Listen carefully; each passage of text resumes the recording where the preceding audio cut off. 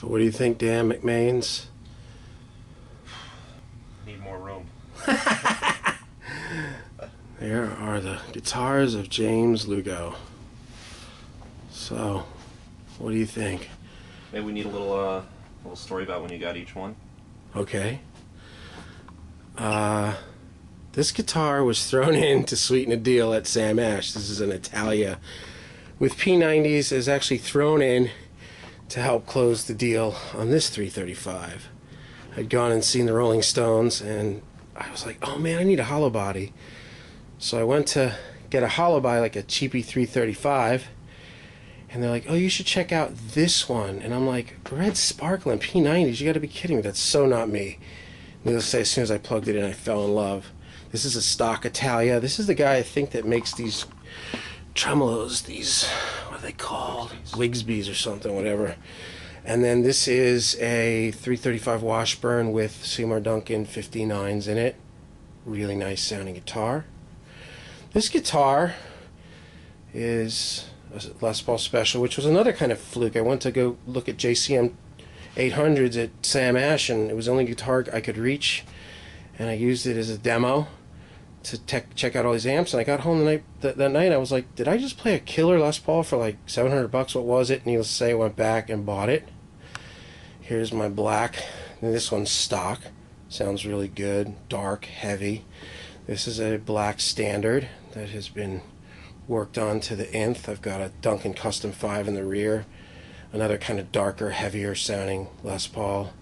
Back of the neck is shaved clean. And then this is my new standard that I just got, the WCRs, the American steel with the Godwood in the bridge, and Crossroads.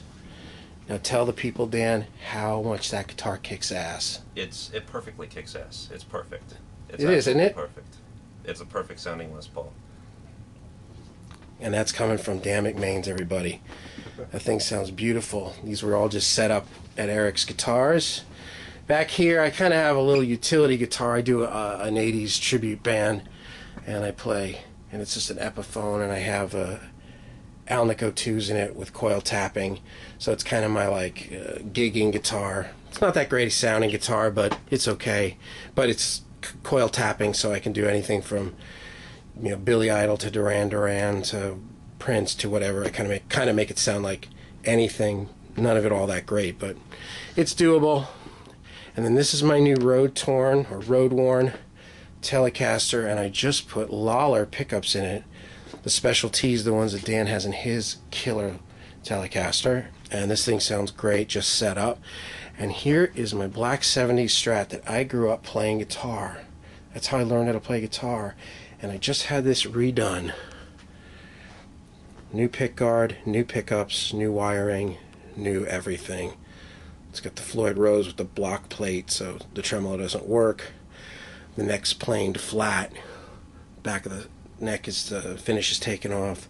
This had this up until a week ago had a completely Frankenstein, like a Seymour Duncan JB carved into the body with a tele lipstick pickup and, you know, coil tapping and all kinds of weird switches on it. So that has been brought back, and that is just such a great playing guitar and just such a cool guitar. I bought it in a parking lot of a music store in probably 1980 or 1981. So some late 70s Frankenstein. And then here is another Les Paul Special with P90s. Nice little utility guitar for the studio. I think that's it. That's the story of the guitars. I've got a few others, I think. I've got an acoustic and some basses, but wow. That's pretty cool. Hopefully I'm better a guitar player than I am a cameraman. That just looks nasty. Yeah!